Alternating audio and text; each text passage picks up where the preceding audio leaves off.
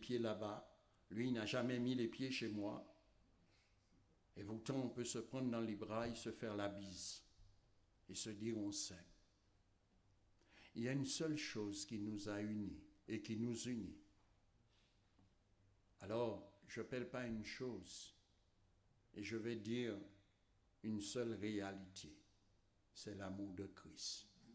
Et je crois que l'amour de Christ doit exister dans notre cœur. Et mon frère que vous voyez là, la parole n'a jamais été, comment je dirais, jamais été trafiquée.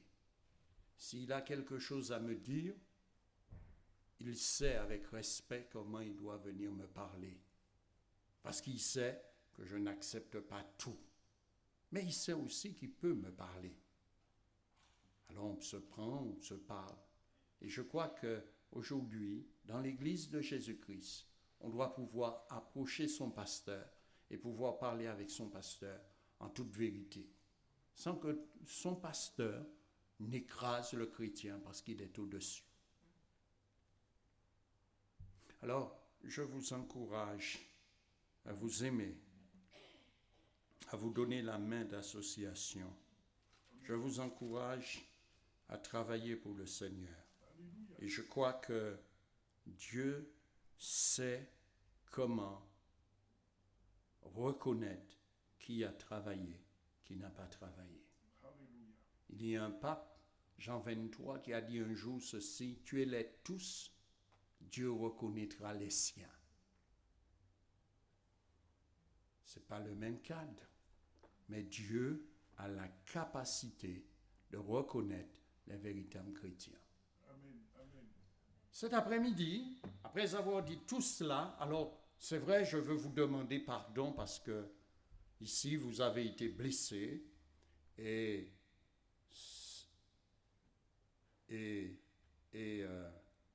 vous en souffrez, mais je prie que le Seigneur vous guérisse. Que cet après-midi, Dieu vous dépose une grâce dans vos cœurs pour que vous soyez pensés et que vous soyez réconfortés, rassurés. Et sachez une chose, votre pasteur sera toujours avec vous. Je serai toujours là pour veiller sur l'Église. Je serai toujours là pour prier avec vous et aussi pour vous conseiller. Parce que j'aime l'Église du Bon Samaritain. Le fondateur est décédé maintenant, mais nous sommes venus après lui travailler dans ce qu'il a commencé. C'est un homme très bien et je prie que Dieu continue à donner des hommes bien à l'Église Bon Samaritain pour la gloire de Jésus. Et je crois que la moisson vient. Je crois que la moisson vient. Je crois que Dieu lui-même va amener les âmes dans son Église. Il n'y a qu'une seule chose à faire, mes frères. Prêcher la parole de Dieu. Prêcher la parole de Dieu. Il n'y a rien d'autre. Pas de flatterie, pas de tricherie. Prêcher la parole de Dieu. Et prêchez-la même dure, parce que c'est ce qui fait que quelqu'un sort du péché pour entrer dans la vérité. J'ai envie de parler de doctrine cet après-midi. Le sacrifice de Christ nous rend acceptables aux yeux de Dieu. Amen. Le sacrifice de Christ nous rend acceptables aux yeux de Dieu. Alors, on va considérer les 8 premiers versets du livre de 1 Corinthiens chapitre 5. On entend dire généralement, non, c'est Romains, on va à Romains, je me suis trompé. Romains chapitre 5, écoutez, étant donc justifiés par la foi, nous avons la paix avec Dieu par notre Seigneur Jésus-Christ, à qui nous devons d'avoir eu par la foi accès à cette grâce, dans laquelle nous demeurons fermes et nous nous glorifions dans l'espérance de la gloire de Dieu. Bien plus, nous nous glorifions même des afflictions, sachant que l'affliction produit la persévérance. La persévérance, la victoire dans l'épreuve, et cette victoire, l'espérance. Or, l'espérance ne trompe point, parce que l'amour de Dieu est répandu dans nos cœurs par le Saint-Esprit, qui nous a été donné. Car lorsque nous étions encore sans force, Christ, au temps marqué, est mort pour des impies. À peine mourrait-on pour un juste. Quelqu'un peut-être mourrait pour un homme de bien, mais Dieu prouve son amour envers nous en ce que lorsque nous étions encore des pécheurs, Christ est mort pour nous. À plus forte raison donc, maintenant que nous sommes justifiés par son sang, serons-nous sauvés par lui de la colère. Car si lorsque nous étions ennemis, nous avons été réconciliés avec Dieu par la mort de son Fils, à plus forte raison, étant réconciliés, serons-nous sauvés par sa vie. Et non seulement cela, mais encore, nous nous glorifions en Dieu par notre Seigneur Jésus-Christ, par qui maintenant nous avons obtenu la réconciliation. Mon Père Céleste, nous te disons merci. Merci pour ce si grand salut. Merci pour ce don merveilleux. Merci pour ton Église, le bon Samaritain. Je prie que cet après-midi, ta grâce et ta faveur descendent sur ton Église. Qu'une grâce, qu'une faveur, qu'une bénédiction fait cette Église entrer dans son héritage, entrer dans sa moisson, entrer dans sa bénédiction. Que rien n'empêche cette Église de gagner les âmes que tu as mises à part. Que rien, qu'aucun esprit, qu'aucune autorité, qu'aucune puissance, qu'aucune œuvre des ténèbres n'empêche à cette assemblée de gagner les âmes. Seigneur, je prie que ta faveur, je prie que ton onction, je prie que ta puissance se manifeste dans ce lieu, dans cette assemblée. Que des hommes et des femmes naissent, que des hommes et des femmes vivent. Rentre dans la bénédiction de leur maître. Je prie que tu amènes la ville d'Alfortville, Maison Alfort, à la connaissance de Jésus. Je prie qu'un réveil se lève sur cette assemblée. Je prie que le nom de Jésus soit prêché, soit annoncé dans ce lieu, que des hommes et des femmes viennent pour connaître le seul et le véritable Jésus. Bénis le pasteur Gilles. Donne-lui ta grâce, donne-lui ta faveur. Bénis, Seigneur, l'équipe avec lui, travaillant ici. Que chacun entre dans la vision et dans la moisson de Dieu, comprenant qu'on sert et on sert Jésus seul. On ne sert pas un homme, on sert Jésus.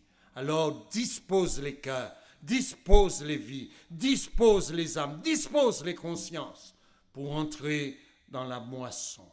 Seigneur, tu as fait cette promesse qu'à la fin des temps, il y aura une grande moisson. Alors donne à mon frère Gilles, à Jean-Aimé, à Blaise, de pouvoir expérimenter cette grande moisson dans cette assemblée pour la gloire du nom de Jésus et de Jésus seul. Cet après-midi, sauve. Cet après-midi, guéris. Cet après-midi, délivre. Que le nom de Jésus, le nom qui a été donné au-dessus de tout nom, soit rempli de son autorité et de sa puissance. Que la personne du Saint-Esprit soit agissant dans ce lieu, guérissant, délivrant, restaurant pour la gloire de Jésus.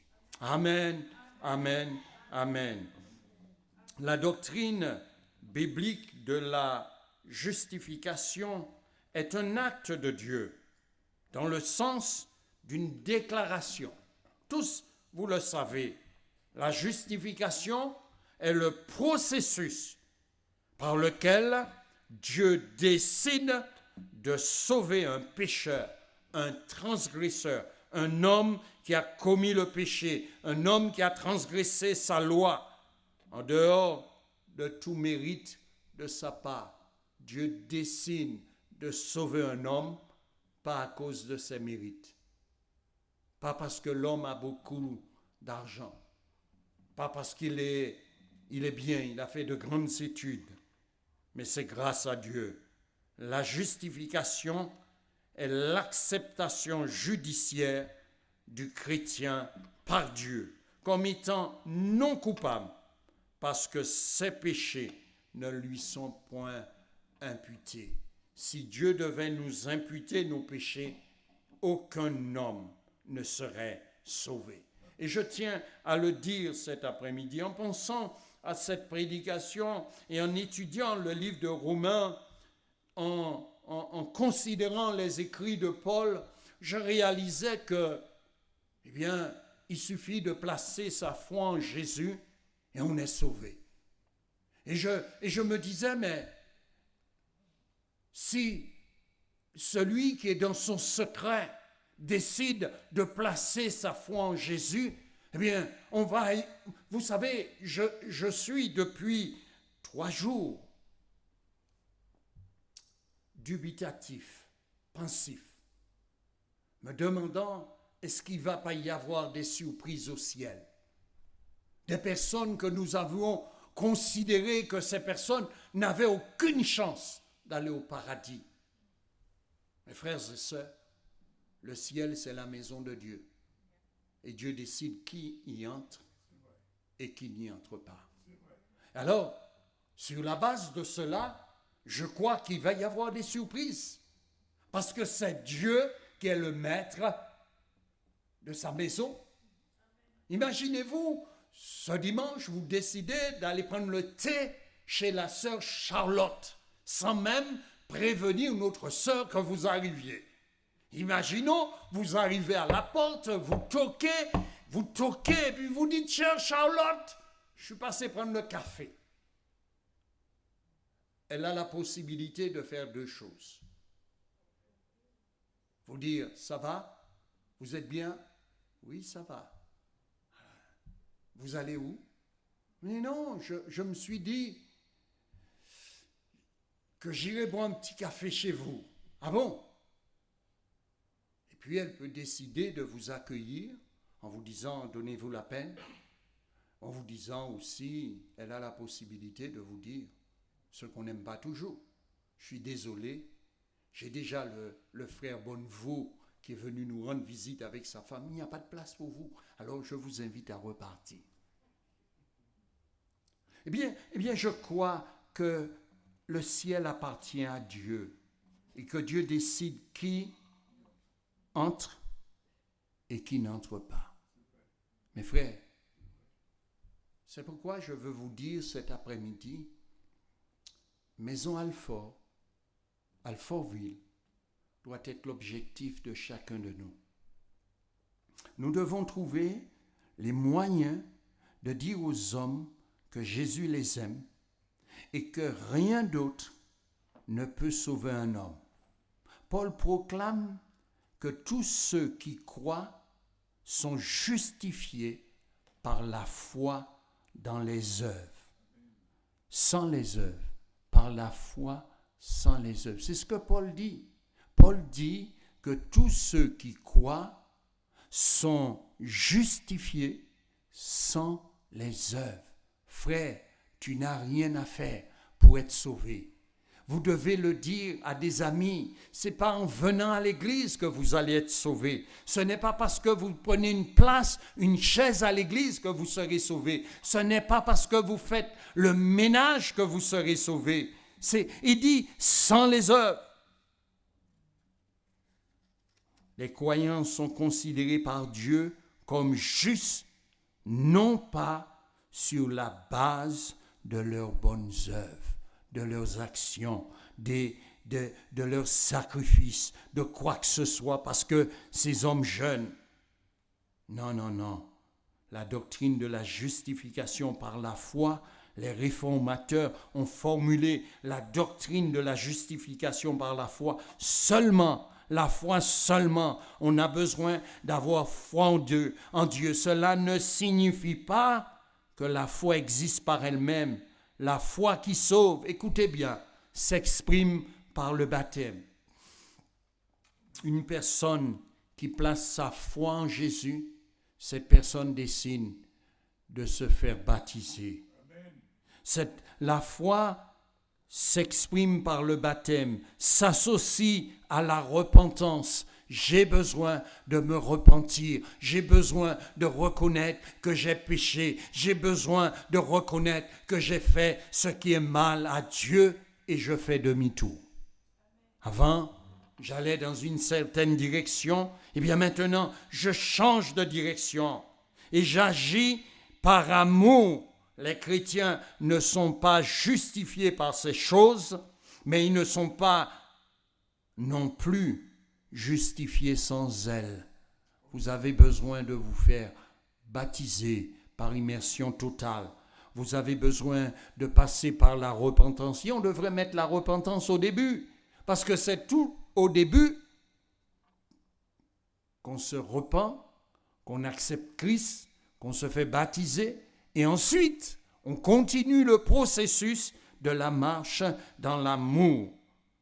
Paul affirme, c'est pourquoi, comme par un seul homme, c'est-à-dire Adam, le péché est entré dans le monde et la mort a régné depuis Adam jusqu'à Moïse, même sur ceux qui n'avaient pas commis, qui n'avaient pas péché par une transgression semblable à celle d'Adam.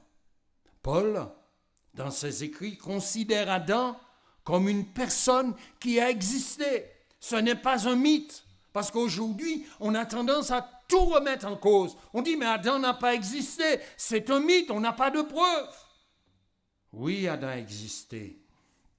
Et ce que Paul nous dit, l'homme Adam communique la mort, communique la culpabilité et la consommation et la condamnation à tous ceux qui sont en lui, qui possèdent la vie biologique, la vie humaine, excepté Jésus. Jésus a été un humain, il a été un descendant d'Adam, mais Jésus seul, unique, n'avait pas les germes du péché en lui parce qu'il était né du Saint-Esprit. Ça, c'est une chose extraordinaire. Par contre, cette parallèle que l'apôtre Paul fait avec Adam et Jésus, l'homme Christ, Jésus, qu'est-ce qu'il fait? Adam a communiqué la mort. Que fait Jésus? Jésus communique la vie, la justice et la justification à tous ceux qui ont foi. Mon ami, c'est la foi seule va te conduire dans le palais de Jésus. Alléluia. Vous savez, il y a des hommes qui refusent de manifester cette réalité. Il y a des hommes qui refusent de croire. Il y a des hommes qui refusent de placer leur confiance, d'accepter cette chose. Et pourtant, la foi et la foi seule nous conduira à Christ. Alors, permettez-moi de dire ceci. Si Adam n'est pas une personne réelle, la comparaison que nous faisons ici, eh bien, n'aurait pas de sens, s'écroulerait. Ainsi que le rôle de Jésus comme le sauveur de l'humanité, le rejet de l'historicité d'Adam sape ou saperait le fondement de l'évangile lui-même. Cet après-midi, je veux vous dire, mes frères, Jésus est la seule source de la justification. Tous les hommes, en grande majorité, sur 7 milliards d'êtres humains, nous pouvons dire les 7 milliards. Alors, il y en a 8. Alors, je fais une exception. Je dis il y a 7 milliards d'êtres humains qui croient que Dieu existe. Et puis il y a 1 milliard qui ne croient pas, qui ne croient en l'existence de rien. Alors je me dis, ce milliard-là, eh bien ok, mais le reste qui croit en Dieu, qui croit qu'il y a un Dieu qui existe. Alors les hommes vont l'exprimer comme ils veulent. Mais je veux vous dire, si vous voulez satisfaire, si vous voulez être agréable, si vous voulez plaire à Dieu, il n'y a qu'une seule personne qui nous amène à Jésus. Il n'y a qu'une seule personne qui nous fait connaître le Dieu vivant et vrai. Et il n'y a qu'une seule personne qui nous permet d'être agréable à Dieu. Jésus-Christ de Nazareth, le seul. Alors, l'un des traits de caractère de Dieu est que dans sa sainteté, Dieu est un juste juge. Mes frères, détrompez-vous de croire que Dieu n'est pas juste. Il est un juste juge. Et Dieu ne peut par conséquent laisser le péché impuni. Aucun homme ne peut transgresser les lois de Dieu et croire que cet homme va passer l'épreuve du péché. Chrétiens, comprenez, Dieu a besoin de régler la problématique du péché. Et il a fait si bien. Vous savez comment il a fait? Il a envoyé son Fils. Alors, la Bible dit que Dieu était en Christ réconciliant le monde avec lui-même. Dieu lui-même s'est investi dans ce projet, dans cette entreprise. Mes frères, personne ne peut comprendre Dieu. On parle de Dieu le Père, on parle de Dieu le Fils, on parle de Dieu le Saint-Esprit. Un des disciples a dit à Jésus, Jésus, montre-nous le Père. Jésus a dit, mais comment? Depuis le jour que tu es avec moi, tu n'as pas reconnu le Père, tu n'as pas vu le Père. Mes frères et sœurs, nous ne pouvons pas comprendre Dieu. Mais la réalité, la Bible dit que Dieu était en Christ réconciliant le monde avec lui-même. Dieu lui-même s'est investi, Dieu lui-même a pris la chair de l'homme, est venu sur terre, a accepté les règles, les conditions qu'il s'est placées, qu'il a placé l'homme. Et il a marché dans cette règle. Il a triomphé au-dessus de cette règle, démontrant aux hommes que c'est possible de marcher dans les lois de Dieu, que ce n'est pas impossible, parce que Jésus a marché et a accompli toute la volonté de Dieu. C'était possible, et c'est encore possible. Mais aujourd'hui, Jésus a réalisé que lorsque le péché a pris place dans le corps humain, l'homme est devenu esclave du péché. Alors, mes frères et sœurs, notre justification, je le répète, c'est par le Seigneur seul. Romains 8, verset 33 dit, « Qui accusera les élus de Dieu? Qui accusera les élus de Dieu? » Et il continue en disant ceci, c'est Dieu qui justifie. Qui les condamnera? Christ est mort, bien plus, il est ressuscité, il est à la droite de Dieu et il intercède pour nous. Frère, sœur, tu n'as pas choisi le mauvais camp. Laisse-moi te dire, tu es dans le bon camp. Qui accusera les élus de Dieu? Qui t'accusera, Charlotte?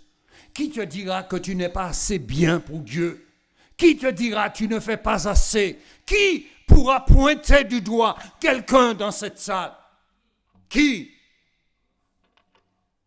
C'est Dieu qui justifie. Qui les condamnera? Christ est mort. Frère, c'est fort. Je souhaite que cet après-midi, vous compreniez quelle est votre position. que vous sachiez que vous êtes en Christ et que Dieu vous a sauvé. Dieu a déclaré que vous êtes juste, que vous êtes agréable à ses yeux. Personne ne peut enlever et ôter cette réalité. Notre justification, c'est par grâce. C'est par grâce, frère. C'est la grâce de Dieu, c'est l'amour de Dieu.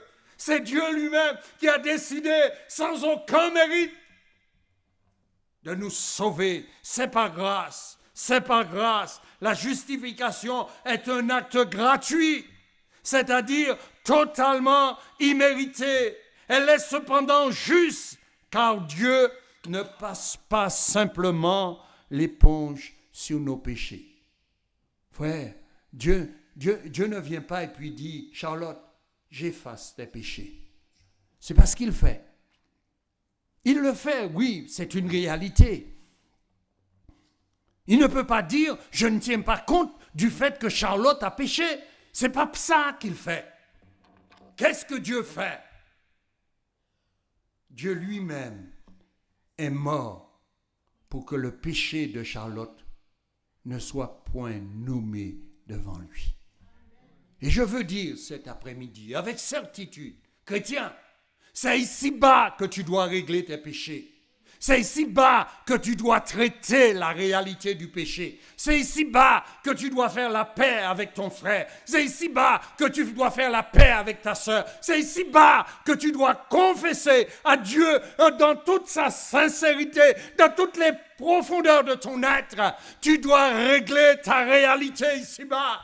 Pourquoi? Parce que lorsque Jésus viendra chercher l'Église, il n'y aura pas de condamnation, on ne fera plus référence au péché. Quand tu arriveras au ciel, au banquet céleste, quand tu arriveras au moment où les anges viendront te servir, tu seras assis à la table d'Abraham. Tu auras Joseph, tu auras Isaac, tu auras Jacob, tu auras le pasteur Osier, tu auras Gilles, tu auras Charlotte, et que vous pourrez parler des œuvres que vous avez menées sur terre. Il n'y aura plus une référence au péché. Le péché ne sera pas nommé là-bas. Pourquoi? Parce que Dieu l'aura effacé, parce que tu as fait la paix et tu as accepté que Jésus te pardonne. Mes frères, mes sœurs, il n'y a pas de purgatoire. Quand tu meurs, tu n'iras pas dans un lieu où tu purgeras une peine.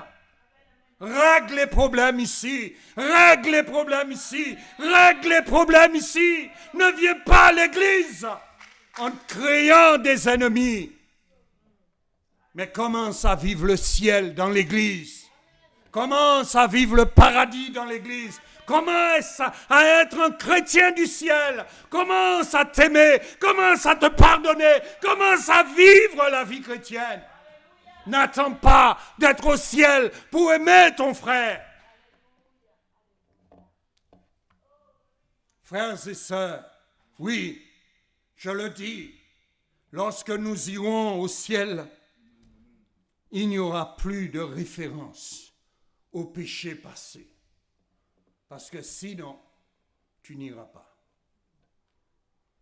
Ceux qui partiront avec Jésus, c'est pour recevoir leur récompense. Vous savez une chose? Pourquoi je dis on ne fera pas référence au péché? Parce que Dieu a dit, celui qui confesse son péché, il prend le péché et le jette dans la mer de l'oubli. Si Dieu l'a jeté dans la mer de l'oubli et qu'il a la capacité d'oublier que tu as péché, toi-même, tu arrives à oublier que tu as péché. Amen. Vous savez ça? Nous sommes faits de telle sorte que nous avons offensé notre frère Rémi et on arrive au stade où on oublie qu'on a offensé Rémi. Au début, c'était frais dans notre pensée, on faisait le malin, on boostait l'estomac, on marchait à l'église, on ne le regardait pas, on ne lui faisait pas la bise. Et puis les années sont passées. On oublie. Mais frère, Dieu n'oublie pas. Et pourtant, il dit ceci. Il dit ceci. Celui qui confesse son péché, je le prends, le péché, et je le jette dans la mer de l'oubli. Et il ne peut pas aller dans les poubelles rechercher le péché de Charlotte que Charlotte a confessé. Vous y êtes? Vous comprenez ce que je dis? C'est très important pour notre salut, mes frères. Parce que le diable, il aime à s'amuser, à nous accuser, à nous faire croire qu'on n'est pas réellement pardonné, que notre péché n'est pas réellement, qu'on a besoin de jeûner, qu'on a besoin de prier, qu'on a besoin de marcher sur nos genoux, qu'on a besoin d'embrasser les orteils du pasteur, on a besoin de payer quelque chose. Frère, si tu confesses ton péché et que tu les délaisses, Dieu prend le péché et le jette dans la mer de l'oubli. Et quand tu iras au ciel, il n'y aura pas de référence au péché, parce que Dieu t'a pardonné déjà.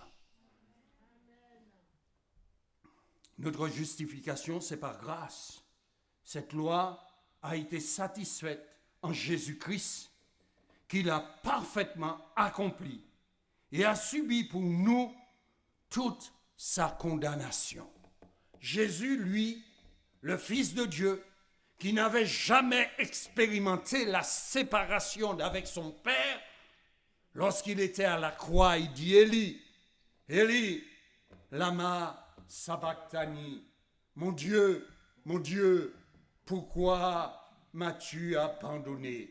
Pour la première fois, et je vais vous dire, mes frères, je crois qu'à Gethsémane, ce que Jésus redoutait le plus, c'est la séparation d'avec Dieu son Père.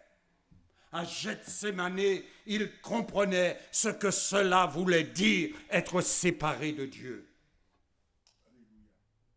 La Bible dit que le sang, la transpiration, ces vaisseaux ont explosé et ce sont des grumeaux de sang qui sont sortis de ces pores. Chrétiens, la Bible nous dit que nous n'avons pas encore prier, endurer la souffrance jusqu'au sang. Mes frères, mes sœurs, je veux vous dire que c'est un don gratuit. Dieu a dit celui-ci, c'est mon Fils bien-aimé, en qui j'ai mis toute mon affection. Après avoir dit ça, au jour du baptême, Dieu revient au jour de la transfiguration. Et là, il répète la même chose. Et pour finir, il dit aux disciples, écoutez, écoutez-le. Celui-ci est mon Fils bien-aimé, écoutez-le, écoutez-le, écoutez-le. Frères et sœurs, il n'y a personne d'autre qui peut nous sauver. Alors, je souhaite dire, la foi est le seul chemin qui mène à la justification. La foi. Mes frères, la foi est une chose qu'on ne peut pas toucher. La foi est une ferme assurance des choses qu'on espère, une démonstration de celles qu'on ne voit pas. D'autres hommes l'ont possédée avant nous et ont triomphé dans leur marche. Vous ne pouvez pas dire que la foi, vous pouvez toucher la foi. Je me souviens d'une mamie française qui m'a dit, Pasteur Osier, j'ai pas la foi comme vous. Mais j'ai dit, mamie, j'ai pas la foi, mais c'est simplement je crois, j'accepte, je me pose pas de questions, j'accepte et je crois, je comprends pas tout. Alléluia. Je ne comprends pas tout, mais j'accepte de croire. À défaut de croire en rien, je préfère croire en Dieu. Et je crois que Dieu nous a donné suffisamment de preuves de son existence. Nous avons suffisamment de preuves pour croire que dans pas longtemps, notre Jésus viendra nous chercher. Frère, combien de personnes, vous êtes là cet après-midi, mais vous doutez que Jésus viendra. Vous ne doutez pas. Ah. Combien de personnes vous croyez que dans pas longtemps, Jésus va venir? Moi, je le crois. Mes frères, on a trop d'éléments. Vous avez vu toutes ces rivières qui débordent sur des dizaines et des dizaines de kilomètres. Pour ceux qui ont acheté des maisons, ils sont vraiment dans la galère. Ils ont acheté des maisons pensant, en France surtout, on pense que la maison est un bien sur lequel on investit. C'est un investissement. En France, on le croit. Vous allez en Martinique, vous allez voir des maisons que des parents ont construites, qui sont des châteaux laissés à l'abandon. Des maisons qui auraient pu valoir 150, 200 000 euros, laissées à l'abandon. Pourquoi? Parce que dans les familles, les frères et sœurs ne s'entendent pas, et à défaut d'entendement, de s'entendre, eh bien on préfère voir la maison se délabrer et les enfants partent à l'étranger. Alors je parle de la Martinique, mais je peux penser que c'est la même chose au Bénin. Je peux penser que c'est la même chose dans d'autres pays, frères et sœurs. Mais ici en France, c'est un investissement, la maison. Depuis au temps de M. Sarkozy, je me souviens, dans les années 89, 90, Vaison-la-Romaine. Première grande catastrophe, Vaison-la-Romaine. Oh, ceux qui n'étaient pas nés à cette époque ne peuvent pas savoir. Mais je me souviens encore quand cette rivière a commencé à déborder, une maison de 2 étages, construite depuis des siècles, entraînée dans la rivière. Frères et sœurs, et cela n'a pas cessé. Laissez-moi vous dire, vous êtes justifiés. Et cette justification vous amène à comprendre que dans pas longtemps, Jésus vient nous chercher. Frères, ne donnez pas de repos à votre âme. Ne dormez pas sur votre colère. Ne dormez pas sur votre haine ou votre animosité. Réglez des problèmes. Parce que nul ne sait quand Jésus vient. À quelle heure on finit? Il est 17h20. 17h30. Waouh, j'ai même pas commencé mon deuxième point. Ouais, tu dis ça, hein? Là, 2 minutes, ok. D'accord. Vous savez, mes frères, notre Jésus, laissez-moi dire, la foi est-elle réellement, pasteur, la seule condition de la justification? Ou les bonnes œuvres ajoutées à la foi ne sont-elles pas également nécessaires pour y parvenir? Mes frères et sœurs, je voudrais vous dire, le pécheur est accusé par la loi de Dieu. Galates chapitre 3, versets 10 à 14. La loi nous condamne. Le pécheur est accusé par Satan, le diable. Zacharie 3, versets 1 à 5. Apocalypse 12, versets 10 à 11. Il me fit voir Josué, le souverain sacrificateur, debout devant l'ange de l'Éternel, et Satan qui se tenait à sa droite pour l'accuser, l'accusateur des frères. Et puis, le pécheur est accusé par sa propre conscience. Mais je veux avancer. La justification que nous recevons aujourd'hui est reçue sur la base de l'obéissance de Jésus. C'est parce que Jésus a obéi à Dieu que nous sommes au bénéfice de cette grâce.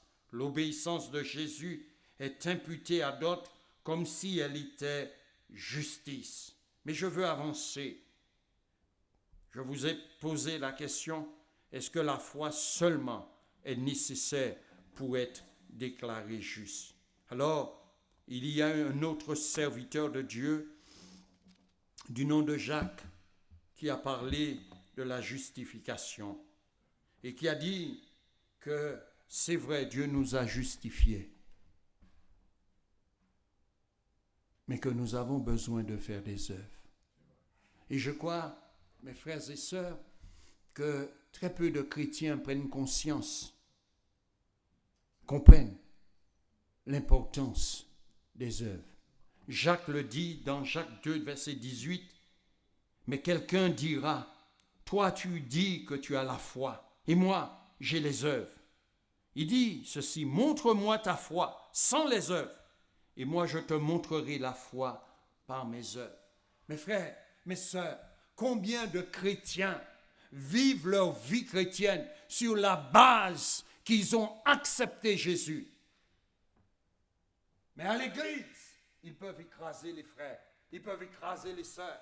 Au travail, ils peuvent écraser. Combien de chrétiens peuvent aller travailler et ne pas respecter l'employeur pour qui on travaille?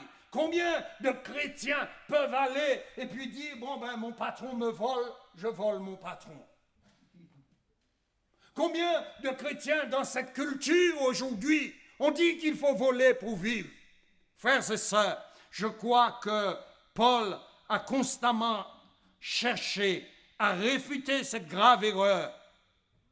Eh bien, nous pouvons le lire dans Romains 6, verset 1, et les chapitres 12 à 16 du livre des Romains complètent son magistral exposé du salut par la foi, en insistant sur les œuvres qui sont le fruit nécessaire de la justification. Chrétien, si tu veux être agréable à Dieu, c'est vrai, tu as besoin de te repentir, tu as besoin de te faire baptiser, tu as besoin de marcher dans l'amour, mais aussi tu as besoin d'avoir des œuvres qui sont dignes de qui tu es devenu. Qui tu es devenu. Et tu es devenu qui? Tu es devenu un enfant de Dieu. Ton Père est le Dieu d'amour. Ton Père est le Dieu de vérité. Ton Père est le Dieu de justice. Tu ne peux pas vivre n'importe comment. Ta vie doit être alignée avec la parole de Dieu. Les œuvres qui sont le fruit nécessaire de la justification. Quant à Jacques, il dit la même chose en déclarant que la foi sans les œuvres sont mortes. La foi sans les œuvres sont mortes. Chrétien, la foi qui a justifié Abraham était vivante parce qu'elle produisait des œuvres. Elle fut ainsi rendue parfaite. On peut résumer ainsi l'argumentation des deux auteurs sacrés. Le pécheur est justifié gratuitement par la foi seule, avant d'avoir pu faire aucune œuvre. Dès qu'il a reçu la grâce de Dieu, sa foi produit des œuvres qui prouvent la réalité de sa justification. Vous ne m'avez pas compris, je me répète. Le pécheur est justifié gratuitement sur la base de sa foi, avant de poser des actes, des œuvres. Dès qu'il a reçu la grâce de Dieu, que Dieu l'a déclaré juste, acceptant, eh bien cette personne commence à marcher dans une vie nouvelle. Frères et sœurs, frères et sœurs, ne nous trompons pas nous-mêmes. Ne nous trompons pas nous-mêmes. Ne faisons pas de méchanceté aux uns et aux autres. Nous sommes des enfants de Dieu. Nous sommes des fils et des filles de Dieu. Dieu attend de nous une vie chrétienne conforme à la foi en Dieu, la foi que nous avons placée dans la personne de Christ. À ce moment, lorsque le chrétien a placé sa foi, que Dieu l'a déclaré juste, commence la croissance du nouveau-né en Christ. Il aura chaque jour des progrès à faire, des victoires à remporter. Comme un enfant à l'école, il apprendra sa leçon, malgré et par les fautes commises, pour connaître toujours plus la marche dans la lumière, grâce à la puissance et à la plénitude du Saint-Esprit. Mon frère, ma sœur, aujourd'hui, tu as accepté Jésus. Tu reconnais que Jésus est le Fils de Dieu. Tu reconnais qu'il est mort pour toi. Tu reconnais que son sacrifice te permet d'être agréable à Dieu. Maintenant que Dieu t'a déclaré juste, Dieu te dit, Flore, vas-y. Moi, à mes yeux, je ne tiens plus compte de tes péchés passés. J'attends de toi que tu marches en nouveauté de vie. Amen. Que tu marches en démontrant que tu sais aimer, que tu sais pardonner, que tu sais écouter, que tu sais comprendre. Chrétien, notre vie chrétienne doit démontrer que nous sommes des enfants de Dieu. La douceur doit se trouver dans notre vie. La tempérance, la patience, l'écoute, l'amour.